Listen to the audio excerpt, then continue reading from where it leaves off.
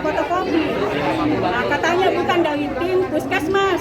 Nah, kita masyarakat kita tidak tahu siapa itu. Nah, kita cuma kumpul saja. Karena dia ada di sana waktu tadi pagi. Nah, kita lihat banyak tumpukan, jadi kita setor saja. Nah, kita tidak tahu siapa dia.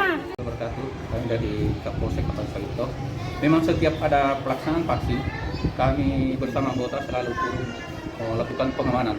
Namun pada pagi hari ini, karena tidak ada yang menyangka bahwa ada salah satu masyarakat yang mengumpulkan kartu-kartu anggota atau KTP atau kartu keluarga yang masyarakat bawa, sehingga dari pegawai puskesmas tidak mengakui bahwa itu adalah pegawai puskesmas yang mengumpulkan itu.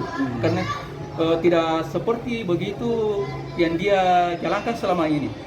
Ya, yang di pengumpulan KTP itu Pak sebagai syarat untuk pendaftaran ya, untuk divaksin.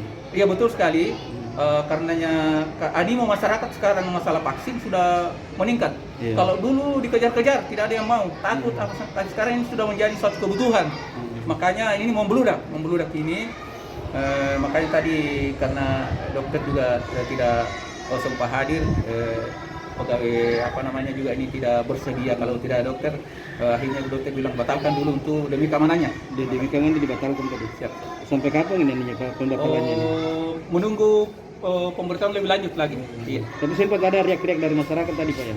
Namanya riak-riak karena sudah dari ada yang tadi subuh mungkin sudah menunggu sampai jam sekian ini dengan harapan bahwa akan dilayani vaksin seperti itu, tapi ternyata dari pegawai puskesmas Terganakes ini, tim Kopik ini tidak mengerti bahwa yang dikumpul ini dia tidak mau terima begitu karena bukan